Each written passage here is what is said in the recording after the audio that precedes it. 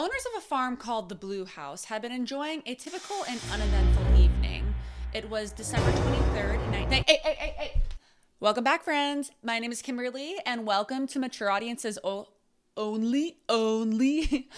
To Mature Audiences Only. Happy freaking holidays. It's Christmas in a couple of days. It's time to be cheerful. It's time to be merry. It's time to spend way too much money. It's time to go shopping for other people, but then of course just end up shopping for yourself. Not that I'm guilty of that. It's also the time this season where, like, for whatever reason, you're still signed up to work this entire week, even though business is slow. Your message box is basically zero. You have no meetings on your calendar. You're just simply just like staring at your screen, like clicking. But for some reason, your manager just still wants to keep the doors open in case there's an emergency. I don't know about you, but I completely suck at Christmas shopping. I love shopping and I love gifting, but I'm just like the biggest procrastinator in the entire world. And personally, I like to wait to the very last minute and sporadically panic when Christmas is only a couple days away, order a lot of things, pay way too much for shipping, and become like a panic, stress-ridden mess when things don't arrive in time, all because it's my own darn fault. But yes, so since it is the holiday season, Christmas is just around the corner, literally. I thought that we could do something a little more in theme. Although this is a true story, this crime did happen during the Christmas season. This one is also a murder mystery. I don't typically like murder mysteries because I like to know like how things ended, but I do find talking about murder mysteries actually pretty helpful because they are ongoing cases and they're mysteries. They haven't been solved yet.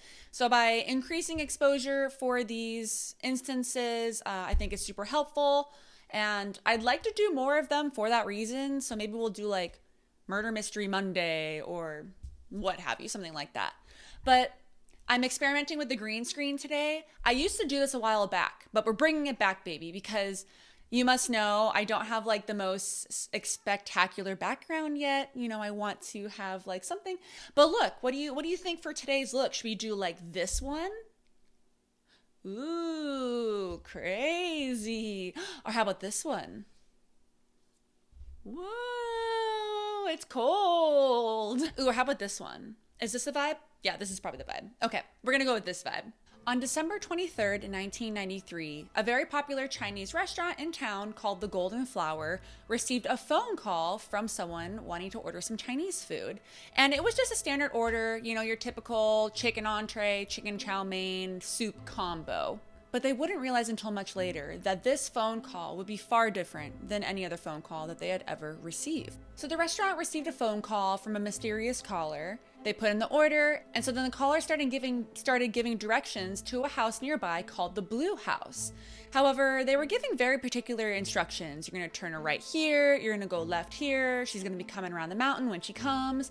And the owner was a little hard on English, so she didn't quite understand exactly what they were saying and where the instructions were going. So she's like, you know what? We're gonna go ahead and start your order, but I'm gonna have my delivery boy give you a call back. He handles the deliveries. He handles the deliveries, and then in the meantime, we'll start making your food. So just wait for a call back. So approximately 20 minutes later, delivery boy Paul Logan, and no, not influencer Logan Paul, don't get it twisted.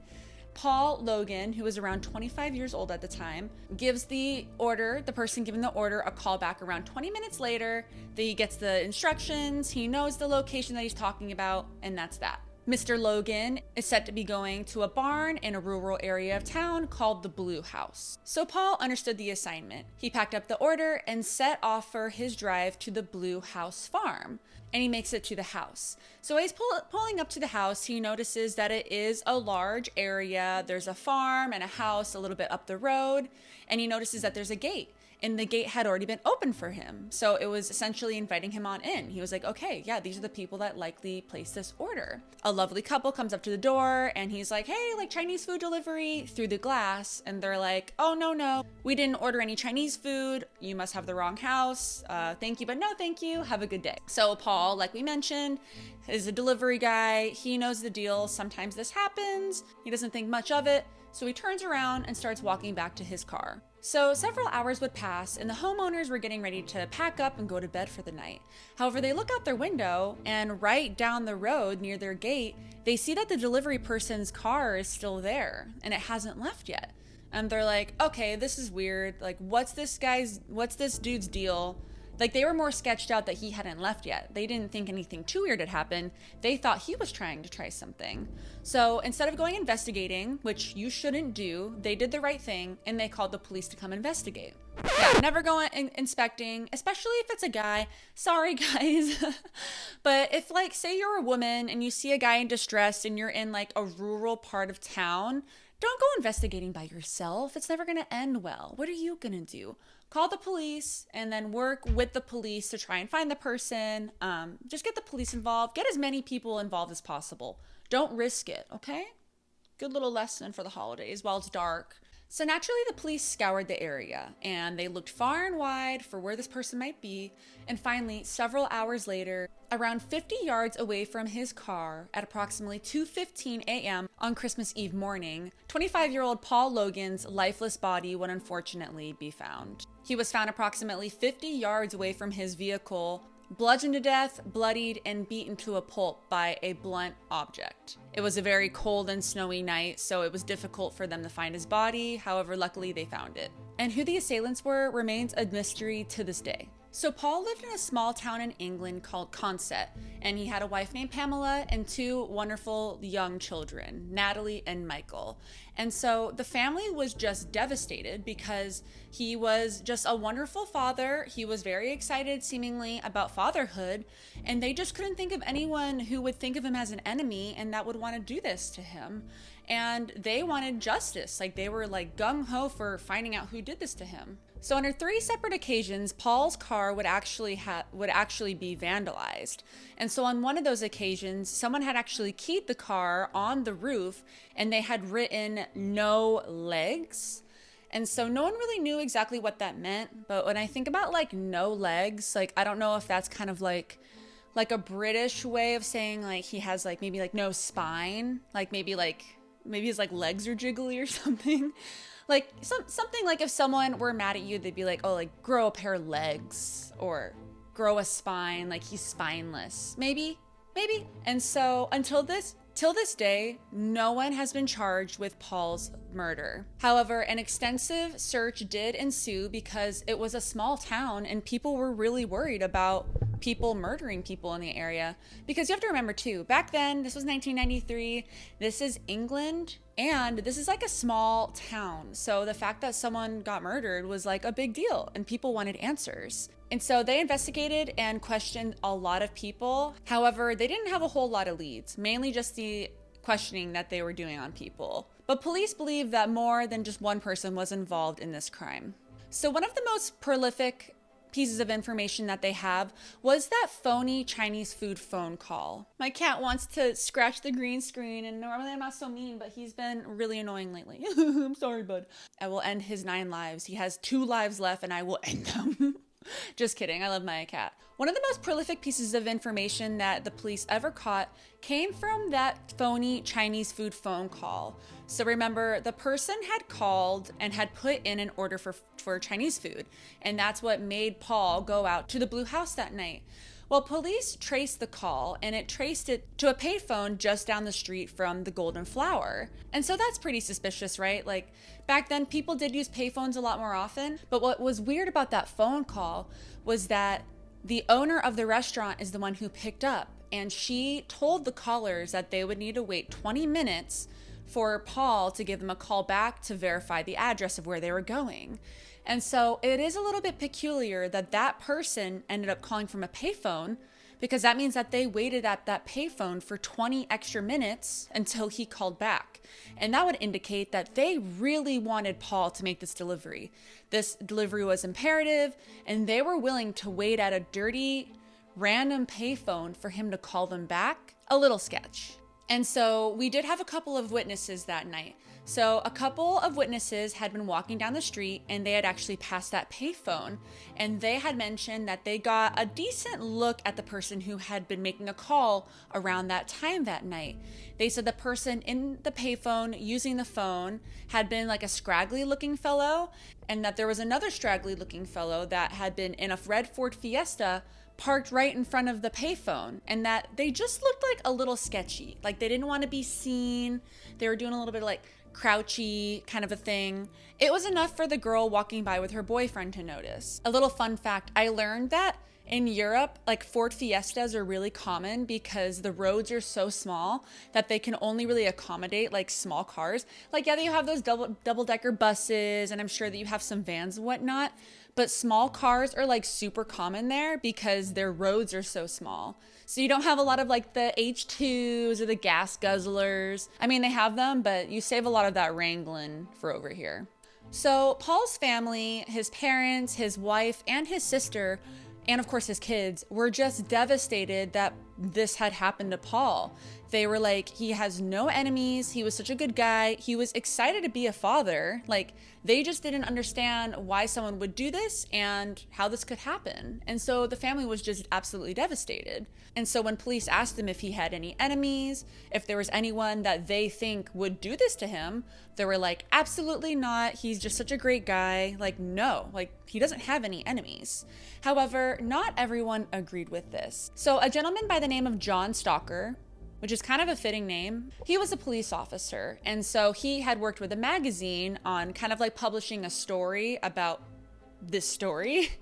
And after doing some research on Paul, John would say that he was a Jack the Lad that did have a lot of enemies across town. And so for context, a Jack the Lad, I did some research on this. It's actually an English slang term for kind of like, it means like someone that goes out and parties a lot, that like chases women, you know, is a little bit rambunctious, gets into trouble. That's what he said. However, the family vehemently denied this. They're like, no, he didn't have enemies. He was calm. He was a delivery boy just trying to make money for his family, and he had kids that he was trying to raise. Okay, so the police began their extensive search on who could have done this to poor Paul. And part of this search included, of course, interrogating several people. So over the next couple years, they would interrogate a lot of people. However, everyone seemed to check out. Everyone's stories aligned, either that or everyone had an alibi. However, one of their prime suspects was a man named Keith Sudek. And so through my searches and all of my research on this, and believe me, I scoured the internet for as much information as possible, because since the crime happened so long ago, there's just like a redundant amount of information out there. I wanted to be able to contribute to this as much as possible. And so everything interesting that I found kind of had to do with this Sudek guy. So a lot of this podcast episode, I'm kind of going to be like exploring him because I do think that he's an interesting part in this story. So Keith Sudek was a man who lived in town, and he actually had like a ceiling business. So I think that they would either repair ceilings or they would like graft them and like create suspended ceilings. So he was like a small business owner in that fashion. However, he was known around town for just not being involved with the best people. He was kind of like a bad guy, a little seedy, and just got into some mischief. And he was known to be like a little bit too friendly with the local gangs. And yes, this area and England, they're known for having gangs. And so knowing this, the police picked him up, questioned him, but they really couldn't find any dirt on him, and his story checked out. So they had actually ended up letting him go. However, this would not be the last that we heard of Mr. Sudek. Oh, no, no. So Mr. Sudek had claimed that the police had pointed the finger at him as a suspect because of his notoriously bad boy lifestyle. And so there was like a prolific gang in the area, and they were known as the Tyneside Gang. And a gentleman by the name of Viv Graham was a prominent figure in that gang. And he was someone that Keith was actually somewhat close with. They had worked together, and the police knew this. They knew that he had some gang ties. Now, let me tell you why I think this is important, because I do think it's important. So the police thought that Sudek was involved since he was close with Graham and the gang life. And so Viv Graham was involved in racketeering and drugs, but he was also mainly a manager for the bouncers at clubs. And so, like a bouncer is a person who mans the front. They're like the muscle for the bars. And so Viv was the manager of all of these bouncers. So he had all the muscle. And so where do gangs and bad boys typically hang out at?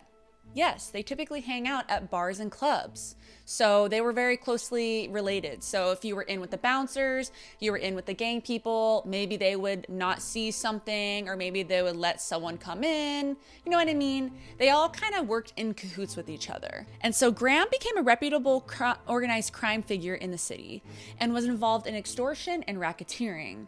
And so on New Year's Eve in 1993, Viv was walking back to his car one night where he was ambushed. He was shot 3 times, so one in the back in different areas of his body, and the gunman fled. He got the heck out of there. And so Viv somehow managed to kind of like crawl across the street where someone called police and ambulance came, and he would actually make it to the hospital. However, even after 3 blood transfusions and after receiving like a ton of new blood, unfortunately, Viv Graham would succumb to his injuries. So why is this important, and what does this have to do with Paul Logan's death, you may ask? So it was a little suspicious that Graham Viv was murdered nearly days after Logan, right? On the surface, yes, definitely. And that's what police thought. I'll tell you why I think this is important a little bit later. And so Keith Sudek claims that after he got arrested and was being questioned and was a suspect, he said that this would tarnish his reputation around town and that this would lead to his business failing. It wasn't any of the racketeering, and it wasn't his gang affiliation or any of the copious amounts of drugs that we'll get into soon. It was none of that. It was simply because of his tarnished name due to being arrested and questioned because of this murder. So approximately 6 years after Logan's unfortunate demise, a car would explode inside the town. So one day there was just a van, it was an Astra van, and it just blew up. Well, police would look into why that vehicle blew up. And when they looked into it, they found that a bomb had been strapped underneath the car, causing it to explode. Well, guess who that car belonged to? None other than Paul Logan's father. His name was Hugh Logan. Okay, coincidental. Well, once police started investigating this and looking into what had happened, surveillance, witnesses, what have you, guess who of all the people would be convicted of strapping a bomb to that car? None other than Keith Sudek. He's definitely not making himself look too good. So Mr. Sudek would actually be convicted of blowing up Hugh Logan's vehicle, and he would be sent to prison for 12 months. I know, it doesn't seem like a whole lot, but I couldn't find any really deep information on like the actual charge, whether if it were like attempted murder or if there was something else, but 12 months doesn't seem like a whole lot of time. However, so according to Keith's lawyer, Tim Hewitt, the reason why he had planted the bomb and that entire thing is because he feels that the Logan family had arbitrarily said that he was responsible for the slaying of their son Paul, when he says that that's completely not true. He had nothing to do with it, and as a result of that, his entire life has crumbled. Like, he's lost the business, things are just in shambles, and so out of revenge, he wanted to plant the bomb and orchestrate that entire thing, which clearly doesn't look on his part. So he goes to jail for a year for planting the bomb on Hugh's car. So not long after that, he would actually go back to prison again for 8 whole years. So what our friend Keith had done is that he had built up an entire cache of illegal weapons, which he planned to sell to local crime syndicates. And it included hundreds of guns, thousands of rounds of ammunition, and get this, gun silencers. Yes, so super illegal, not good in the eyes of the law. I'll tell you why I think this is important a little bit later. So 8 years passes by, he serves his jail sentence, and he's eventually released. So guess what happens a couple months later? Keith's father went to his lavish apartment because he thought that they were going to be visiting with each other, and he finds Keith dead on the floor from an apparent drug overdose. He was found with a rolled up dollar bill or a pound, whatever have you, because they're in England. And there was a suspicious white substance next to him. So in essence, he was sniffing a little bit of that baby powder, that dancing dust, that Colombian marching powder, a little bit of that booger sugar. You know what I mean, okay? He was doing la coca. Okay, so I know what you might be thinking with all of this. Like, clearly he's guilty after the bomb attack, after the drug use, after all the racketeering and the arms dealing, all of that. It seems like he would be the guilty person of Paul's murder, right?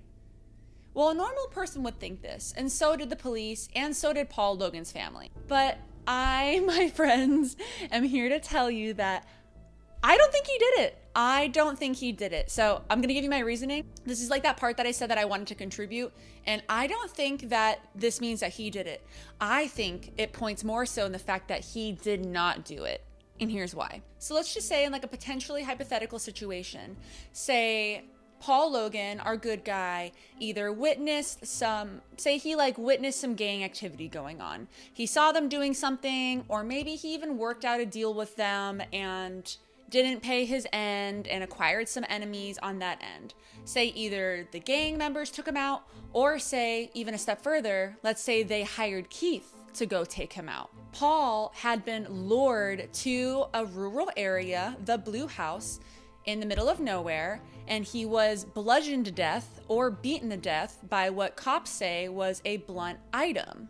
And this is where I have a problem. So, it is very uncommon for gang-style hits to be taken out with blunt force objects or like bats or crowbars or what have you. That is not typically their weapon of choice. They won't waste the time. It's too messy, it takes too much time, it takes too much energy. It's very difficult to beat someone to death. Typically, in traditional gang fashion, they will use a gun. They'll typically walk up to a person, shoot them at point blank range, or a drive-by shooting. They'll shoot them and then just take off. There's less mess, and essentially they want to spend as little time possible taking care of this person. And now, okay, I mean, Keith could have beat this guy to death on his own. It still could have been Keith, right? Like, why don't I think that it was Keith? Well, Keith was highly affiliated with gangs. And not to mention, later in life, remember how he went to jail for 8 years for illegal firearm dealing, which included, obviously, illegal firearms, ammunition, and gun silencers. Now, remember Graham. Mr. Viv was murdered only a week later via shooting at point blank range. Now, that was a gang-style hit. Snuck up on and shot at point blank range. And the gunman got out of there quickly. No one found the gunman, and his murder is still a mystery. And so, yes, I do admit that the fact that they were both murdered so close to each other, like within that time range, only a couple days apart, that is very sketchy. But when you look at the differences between their murders, it really doesn't add up that they were affiliated. Now for reason number 2. Clearly, Sudek is friendly with the gangs, as we had mentioned previously. And later on in his life, he was heavily involved in the illegal firearms dealing, as well as the dealing in gun silencers. So don't you think Sudek would have carried out his hit on Logan if he did do it with like a firearm of some sort? I mean, it would just make sense to me that the man clearly has gang affiliation. He had very easy access to guns, and clearly later on in life, he had a lot of them, and he would even deal them. So I just don't think he would go so far as to take this person out in an arguably very difficult and messy way. I mean, beating someone to death, it's very messy, it's very difficult, and it's very risky. And that just doesn't add up to me. And so in addition to that, the fact that he did blow up his father's car, it seems like really petty to me. I think he is a bad guy, but I don't think he would be so silly as to blow Logan's father's car up for ruining his life when he did indeed kill him. Like, I just feel like it would just not be very smart. And like, I'm not saying that this guy is smart, but he is like a career criminal, it sounds like. So I just don't think he would do that, but I don't know him personally, obviously. So as the years went by, a lot of speculation and gossip had circulated the town they lived in of what really went down. His sister Dawn has heard it all. There are theories linking her brother Logan to the northeast criminal underworld, while there are other rumors that he would go cross country a lot, even though she says that he never had a passport. But so, all in all, if you're looking at this crime, these specific people lured him into this. Clearly, it was either the wrong place at the wrong time, or it was just something very personal. But I err on the side of thinking that it was a very personal situation due to the fact that someone actually returned to his grave later on, like after the funeral and everything, and desecrated it. And they ended up writing something on the headstone, which I couldn't find, but they literally came back to the headstone and they desecrated his grave. And people don't usually do that unless it's personal. Like I said, if this was gang related, it would have had to been something really bad, like, you know, maybe he owed them money or what have you.